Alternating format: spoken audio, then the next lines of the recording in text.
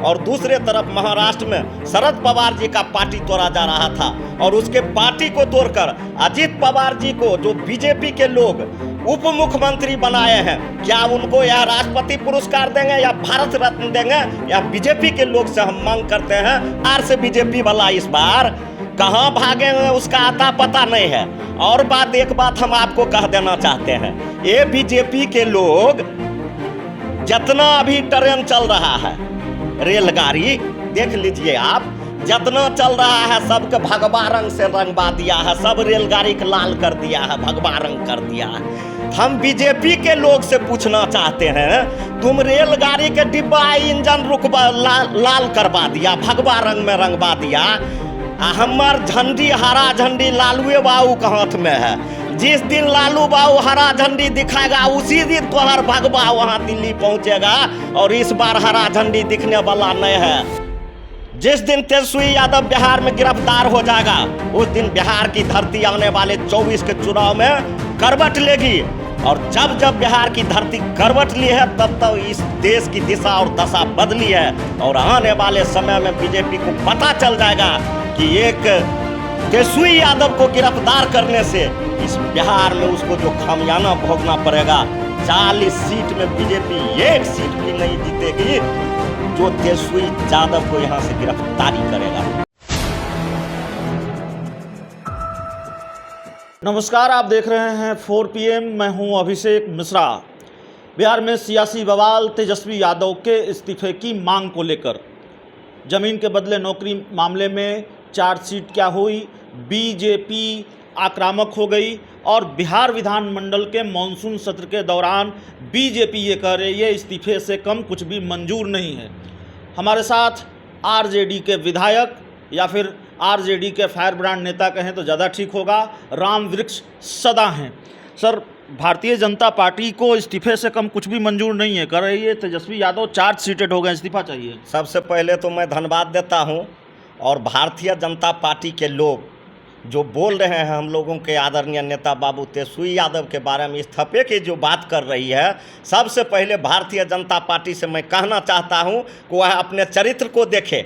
एक तरफ भारतीय हम लोगों का यहाँ महागठबंधन का बैठक हो रहा था और दूसरे तरफ महाराष्ट्र में शरद पवार जी का पार्टी तोड़ा जा रहा था, और उसके पार्टी को तोड़कर अजित पवार जी को जो बीजेपी के लोग उप मुख्यमंत्री बनाए हैं, क्या उनको यह राष्ट्रपति पुरस्कार देंगे या भारत रत्न देंगे, या बीजेपी के लोग से हम मांग करते हैं। उसके बाद हम लोगों के नेता बाबू तेजस्वी यादव पर उंगली उठाएंगे। और बीजेपी के लोग से हम यह भी कहना चाहते हैं, अगर भ्रष्टाचारियों की बात करती है तो उनके यहाँ भ्रष्टाचारियों का हमने उस दिन भी लिस्ट बनाया था, लंबा लिस्ट है, और वह पहले अपने दल में कार्रवाई करे, पहले अपने दल में भ्रष्टाचार मिटावे, और उसके बाद हम लोगों के पार्टी के नेता आदरणीय बाबू तेजस्वी यादव पर बात करें। प्रधानमंत्री तो कर रहे थे कई रैली में, एक रैली में उन्होंने कहा कि भ्रष्टाचारियों को सबक सिखाने की गारंटी है, तो गारंटी दे रहे हैं। प्रधानमंत्री जी खुद भ्रष्टाचारी के जड़ हैं। अगर वह भ्रष्टाचारी के जड़ नहीं है, जिस दिन बोल रहे थे उस दिन शरद पवार जी का पार्टी कैसे टूट गया, और फिर सबसे भ्रष्टाचारी जो सिंचाई घोटाला में फंसा हुआ अजित पवार जी, उनको उप मुख्यमंत्री कैसे बनाया गया? इस बात को माननीय प्रधानमंत्री जी जवाब देंगे? कहिए जवाब देने के लिए। अगर यह भ्रष्टाचारी की बात करते हैं, बहुत बड़ा राजा हरिश्चंद्र हो गए हैं सत्यवादी, तो क्यों अजित पवार को सिंचाई घोटाला में फंसा हुआ है, क्यों उनको उप मुख्यमंत्री बनाया गया महाराष्ट्र के? इसका जवाब पहले बीजेपी दे, उसके बाद हम लोगों के नेता पर कोई आरोप लगावे। क्या करें, बीजेपी मानने को तैयार नहीं है, क्या करेंगे? बवाल मचा रही है बीजेपी, और संसद, माफ कीजिएगा, सदन नहीं चलने दे रही है। यह सब बिहार की जनता देख रही है कि बीजेपी जिस तरह से गरीबों का नेता, दलितों का नेता, पिछड़ों का नेता, अत्यंत पिछड़ों का नेता, अकलियतों का नेता बाबू लालू प्रसाद यादव जी को फंसाने का काम किया, अब वही साजिश हम लोगों के नेता और गरीबों के नेता आदरणीय तेजस्वी यादव को फंसाने का काम कर रही है, कि ताकि इसका जो है राजनीतिक जिंदगी हम बर्बाद कर देंगे। लेकिन बीजेपी में वह हौसला और वह हिम्मत नहीं है कि हम लोगों के नेता के सामने वह हट जाएगा और वह खड़े हो जाएगा। कई तरह की चर्चा होती है कि मुश्किलें तेजस्वी यादव की ओर बढ़ सकती है, गिरफ्तारी तक भी मामला पहुंच सकता है। जिस दिन तेजस्वी यादव बिहार में गिरफ्तार हो जाएगा उस दिन बिहार की धरती आने वाले 24 के चुनाव में करवट लेगी। और जब जब बिहार की धरती करवट ली है तब तक इस देश की दिशा और दशा बदली है। और आने वाले समय में बीजेपी को पता चल जाएगा कि एक तेजस्वी यादव को गिरफ्तार करने से इस बिहार में उसको जो खामियाना भोगना पड़ेगा। 40 सीट में बीजेपी एक सीट भी नहीं जीतेगी जो तेजस्वी यादव को यहाँ से गिरफ्तारी करेगा। तो बीजेपी तो सवाल पूछ रही है कि नाम आया केस में तो नीतीश कुमार ने कहा एक्सप्लेन कीजिए।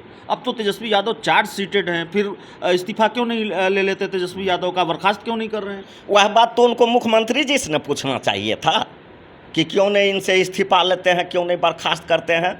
बीजेपी के लोग अपने भ्रष्टाचारी में फंसे हुए हैं, बीजेपी के लोग अपने दंगा फसाद में लगे हुए रहते हैं, बीजेपी के लोगों को बरगलाने में लगे हुए रहते हैं और बीजेपी के लोग गरीब के नेता को फंसाने में लगे हुए रहते हैं। तो वह नहीं बोलेंगे तो क्या बोलेंगे? शिक्षकों के मुद्दे पर मुकम्मल तौर पर महागठबंधन की सरकार को घेरने की तैयारी है। बीजेपी सड़क पर उतरने जा रही है परसों 13 जुलाई को। इससे बीजेपी का कोई फायदा होने वाला नहीं है। वह शिक्षक की मांग लेकर नहीं सड़क पर उतर रहा है, वह अपना राजनीति रोटी सेकने के लिए सड़क पर उतर रहा है। और इस बात को बिहार की जनता जानती है कि ये शिक्षक के बहाने अपना राजनीति रोटी सेकने के लिए शिक्षक के साथ आज खड़ा है। हम बीजेपी के लोग से पूछना चाहते हैं कि आज नीतीश कुमार के शासनकाल में, माननीय मुख्यमंत्री जी के शासनकाल में हम लोग कितना दिन से हैं, मुश्किल से 15 से और अभी तक में मिला के उधर 1 साल 7-8 महीना लगभग हम लोग 2 साल के अंदर ही सत्ता शासन में हैं। और ये लोग इतना दिन से जब सत्ता शासन में ये बीजेपी के लोग थे क्या कर रहे थे? उस समय शिक्षकों के लिए क्या किया?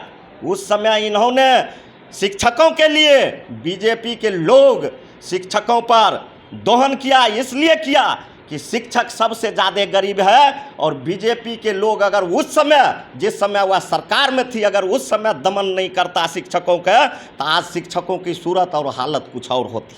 लगता है कि 2024 में ईडी सीबीआई 2024 से पहले और मुश्किलें बढ़ा सकती है लालू फैमिली की, तेजस्वी यादव की। इसका कोई डर है? लालू यादव शेर है, आज तक न डरा है न डरेगा। उन्होंने गरीब के लिए लड़ा है, लड़ेगा, मर भी जाएगा, कभी बीजेपी से समझौता नहीं करेगा। इसलिए सवाल ही नहीं उठता है डरने का। कभी सुने हैं कि लालू यादव जी डरे हैं? शेर डरता है? अरे शेर के दहाड़ से बीजेपी वाला इस बार कहाँ भागेंगे उसका आता पता नहीं है। और एक बात हम आपको कह देना चाहते हैं, ये बीजेपी के लोग जितना अभी ट्रेन चल रहा है, रेलगाड़ी देख लीजिए आप, जितना चल रहा है सबके भगवा रंग से रंगवा दिया है, सब रेलगाड़ी को लाल कर दिया है, भगवा रंग कर दिया है। तो हम बीजेपी के लोग से पूछना चाहते हैं, तुम रेलगाड़ी के डिब्बा इंजन रुकवा लाल करवा दिया, भगवा रंग में रंगवा दिया, हमार झंडी हरा झंडी लालूए बाबू के हाथ में है। जिस दिन लालू बाबू हरा झंडी दिखाएगा उसी दिन तोहर भगवा वहाँ दिल्ली पहुँचेगा। और इस बार हरा झंडी दिखने वाला नहीं है, इस बार तुम लोग यहीं बिहार में रहेगा, वही भगवा वाला रेलगाड़ी में बैठ के। चलिए, हमारे साथ रामवृक्ष सदा थे और ये पूरा इंटरव्यू देखकर आप समझ गए होंगे कि हमने इंटरव्यू की शुरुआत में इनको आरजेडी का फायर ब्रांड नेता क्यों कहा। जो अंदाज है, जो मिजाज है, उसकी वजह से आरजेडी के फायर ब्रांड नेता के रूप में पहचान रखते हैं। भारतीय जनता पार्टी पर पलटवार, आक्रामक, बीजेपी इस्तीफा मांग रही है तो बीजेपी को जवाब दिया है आरजेडी विधायक रामवृक्ष सदा ने। इस इंटरव्यू में इतना ही। बहुत बहुत धन्यवाद।